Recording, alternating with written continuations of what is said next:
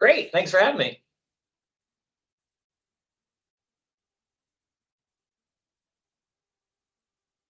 Sure. So I'm a converted middle and high school teacher. Kidman's been around for 22 years now, and we're all about sort of helping teachers bring clean energy content into their classrooms through a lot of we have a lot of curriculum materials, and we do a lot of training of teachers coming out to different communities all across the United States.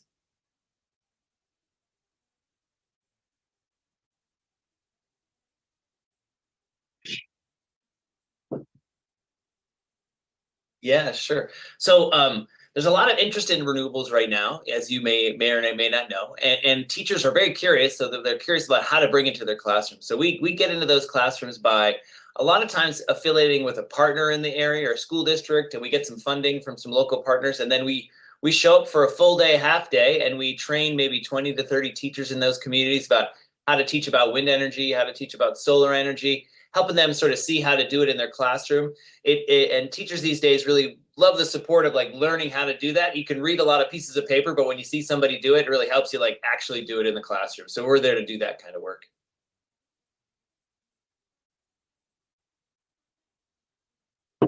Yeah, and I have a huge network. So every summer we hold a week-long training. We create some master teachers. I actually have a number of them in Central Illinois. So they go and do the training for me.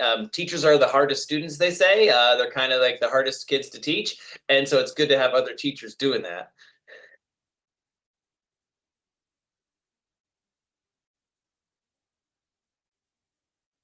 Oh, sure. So we're very focused on sort of the science and engineering around, say, how a wind turbine works or a solar panel and things like that. So we want the kids to be using like actually the same materials you might see in the real world, but just scaled down. So we have a lot of like, think 2 foot tall wind turbines where kids can change the blades on those and change how well they work. They're learning a lot about how to measure electrical output, like using a multimeter, things like that. They're also playing with like real life solar panels and seeing how they like configure them and do things like that. So we're always very focused on giving them very practical but very hands-on activities that teach them exactly how to do this stuff. And a lot of times we'll bring in people from industry in the area to show them like what their jobs could look like in the future. So there's a lot of kind of things like that too.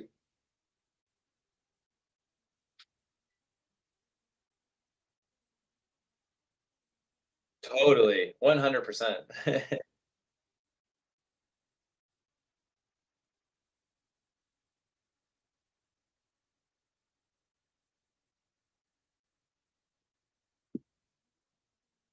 Yeah. Yeah, so we there are three barriers to people doing stuff in classrooms. Number one, you got to know what you're doing, so we got to do training. Number two, you got to have some time to figure it out. And number three, you got to have the stuff.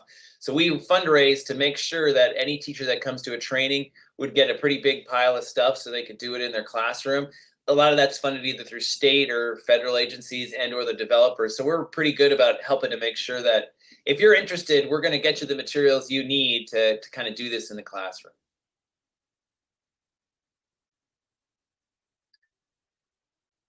Yeah, we have a number of virtual support tools that we do where we have we call them like there's things called Spark sessions and Tinker times. Once or twice a month, we'll have these 1 hour online webinars where kids can come in and learn more about tweaking their turbines or their solar panels, or just learn. We'll have somebody from the industry on talking about what it's like to build a solar farm and all the challenges of doing that. So we try to have after that, there's a bunch of virtual and other supports that we provide too.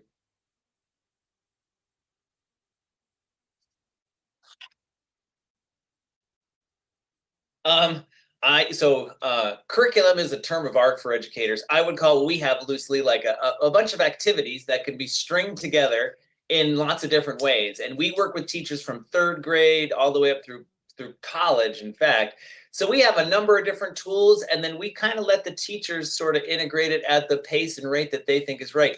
Nowhere in the standards does it really say kids have to learn about renewables and things like that. So you have to find ways to sort of move it into the curriculum so it does the job the teachers need to do, but doesn't seem to be adding too much to. We don't want to get them in trouble with their administrators. We want to make sure we're doing the right stuff.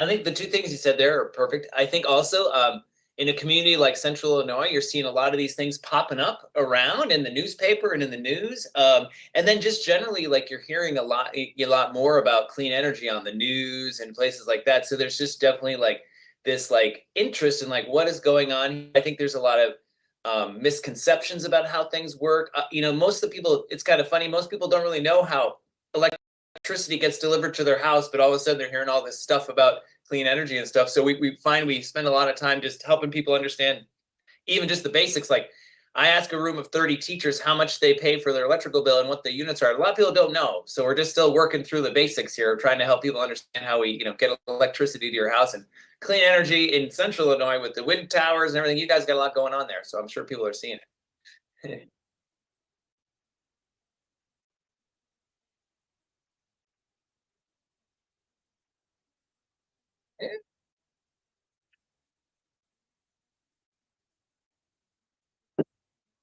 Yeah, no, I think actually it's kind of the thing we kind of like to lean into a little bit. Like we're all about kind of, we live in a democracy and people should know how they should think about these things. So we want to help them better understand these technologies so they can make, good decisions about it. In fact, Kidwin was born out of a pretty big project in New York that had a lot of angry people with it. And we decided maybe the right way to go about this is working with kids and help them better understand it. I'm always very respectful of people's kind of, if you've got, there's definitely issues with renewable energy. Like, hey, you're going to see those wind turbines on the horizon. We can't hide them. Are we okay with that? Or or do they make too much noise or things like that? And I think these are questions that have been sort of figured out a little bit. But I think a lot of what's going on right now is there's a lot of stuff on the internet. When I go on the internet and Google like wind power, boy, what comes at me, I don't know if I'd be a supporter based on the stuff that's coming at me, but I don't know if half of that information is very true. So we're very close to, helping teachers get as close to like where the current research is talking about, the most current data, so they can make more educated decisions about what they might be hearing about.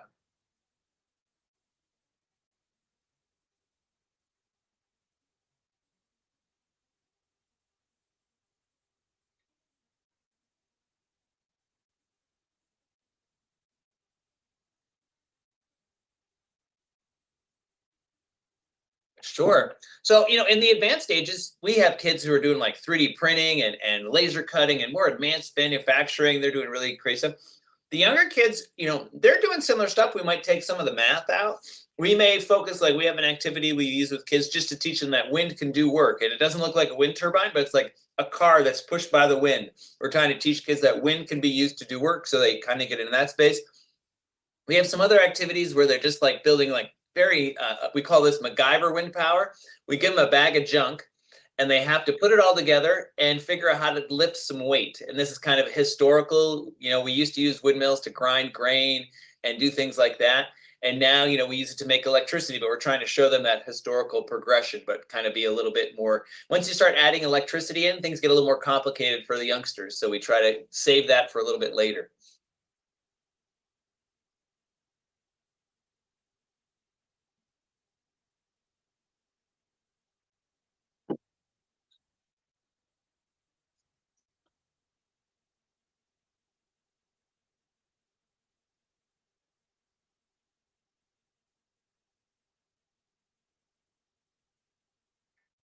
Sure.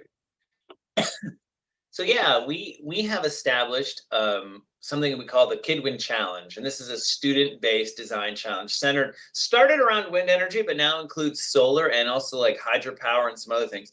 But it's a very open-ended. Your audience may know of things like they may have kids who are in like Lego robotics challenges or other challenges like that. It's very much like that, but the prompt is very much around build a 2 foot tall wind turbine and we're going to stick it in a wind tunnel and test how well it works. And so we bring these wind tunnels or these solar arrays to like we do one at Heartland, actually, one of our regional ones. We do about 60 of these across the United States, and Heartland is a place where we do one of these.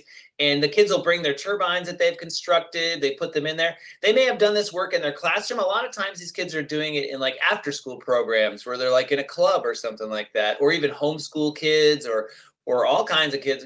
Everybody's sort of welcome to come as long as you know the rules and bring your turbine. So we have a lot of kids who sort of get into that, and then once they go to that, They usually get really hooked because it's we try to keep it pretty fun. It's more like a celebration than a competition. We have a lot of like fun prizes. If they do really well at that, they get invited to the Kidwin World Championships, which is like a really big party. So they think that's kind of fun too.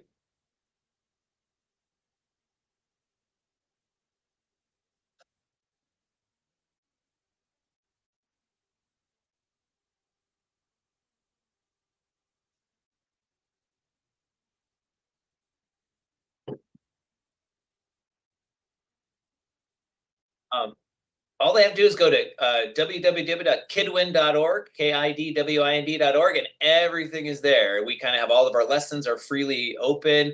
It'll have trainings. In fact, I think we're planning some more trainings in Central Illinois. If you get in our database, we know to email you when we have something going on in the area for sure.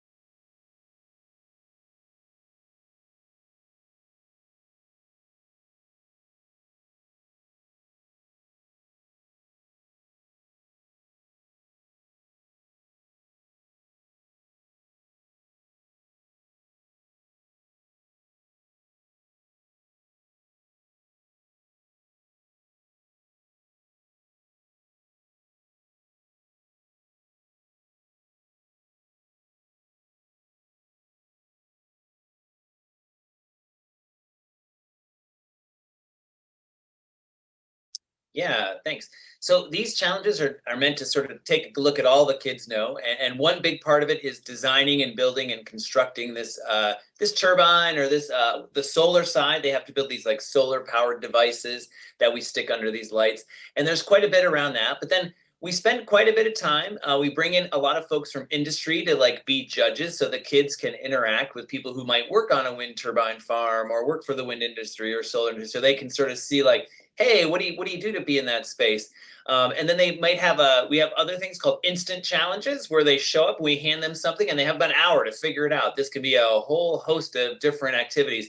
We tend to surprise them with those activities, so they don't know it's coming. So we have to get to see how well they work as a team to solve sort of a problem in that space. So things we do there are things like we might have them you have to design a bunch of solar panels in a certain rate, to pump water as high as you can, or things like that. So we have a bunch of different activities in that space too. And then usually there's some sort of judging. We'll bring those judges in to ask them questions about how they built their device, what kind of things they did. So there's some element to that too.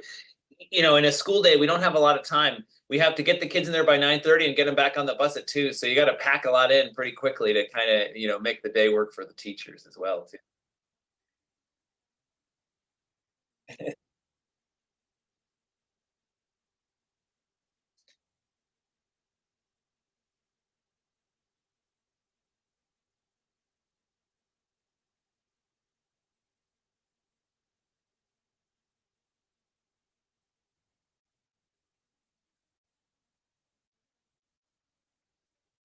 It- yeah, and we're always trying to show the kids that you know, a lot of what gets told to kids is that the only way they can get in the clean energy space is they have to be an engineer. And to be honest, there's like 20 to 30% of those jobs are from that space. There's tons of other jobs on communications, the business side, the legal side, even like, you wouldn't think there's a lot of biology in a wind farm, but you got to go out and make sure where the birds are flying around and things like that. So we try to show kids like, if you're interested in this at all, there's probably a job for you in lots of different sectors.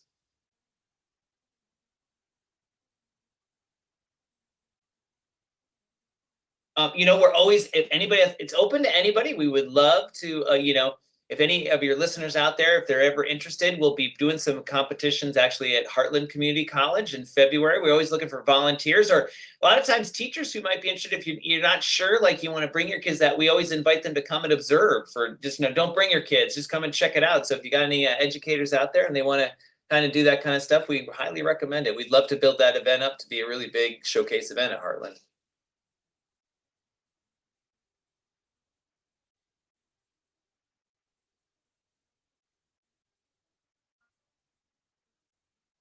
Yeah, for those of you who don't know, Heartland has one of the probably premier energy focused community college training programs, everything from wind to solar to batteries to storage. You have a pretty amazing facility there that is, probably one of the top five in the United States training, people to work in these industries. Chris Miller is a professor over there. I work with him a lot. And one of our goals is, a lot of kids in the area don't know this program exists. So we bring a lot of teachers there to do trainings in the fall.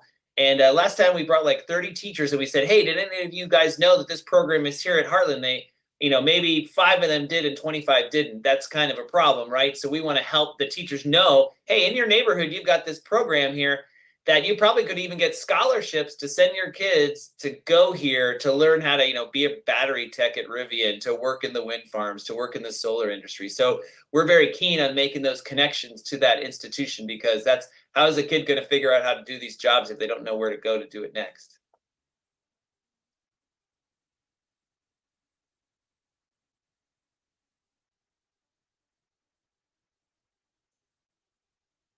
So yeah, Chris Miller has been, and then there's a program at Heartland called it's the Challenger Learning Center. They do a lot of work, and there's a woman there, Julia Osler. She has been, you guys, that Heartland is kind of unique in that they already have a lot of very good connections with local educators. So they have really helped us to grow that program. I'm a little worried for our competition we have in February. We can usually handle about 150 kids and maybe 25 teams. I'm a little worried we're going to burst through that this year. But yeah, Julia at the Challenger Learning Center and Chris Miller, like, we all work together. In fact, I think there's a lot more stuff coming down the pike, because Heartland's been able to raise quite a bit of money from the federal government just to continue on this training journey of helping improve training in this space. So yeah, if you got any kids who are interested in learning how to get in this industry, you've got an amazing place there in Heartland. Yeah, they actually, as part of the space science stuff. So in the Challenger Learning Center, there's a lot of different activities the kids do in there, and some of them have to, like, how are you going to power your thing on Mars? And they learn about solar energy. So we have these like crossover things with the Challenger Learning Center too, and yeah, it's been great to work with them. I didn't either until I met her.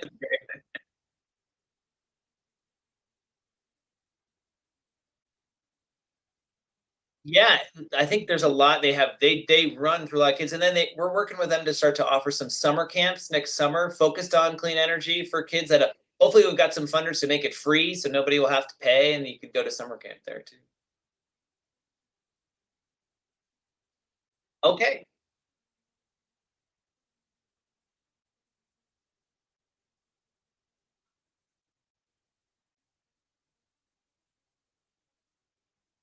Yeah, you want to definitely go to the kidwin.org website.